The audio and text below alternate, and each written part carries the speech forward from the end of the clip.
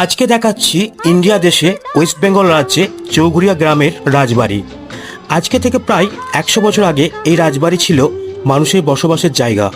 বর্তমানে রক্ষণাবেক্ষণের অভাবে এখন এর অবস্থা এমন। বর্তমানে এখানে সাপ ব্যাঙ এর বসবাসের জায়গা হয়ে গেছে, তবে ফাঁকা জায়গাগুলোতে আম গাছ রয়েছে। আপনারা যারা অতীতকে পছন্দ করেন তাদের উদ্দেশ্যে এই ভিডিওটি করা। ভিডিওটি কেমন লাগলো অবশ্যই কমেন্টে জানাবেন এবং আপনার এলাকায় এমন ইতিহাস থাকলে জানাবেন। ভিডিওটি দেখার জন্য অনেক অনেক ধন্যবাদ। পাশে থাকবেন এইভাবেই।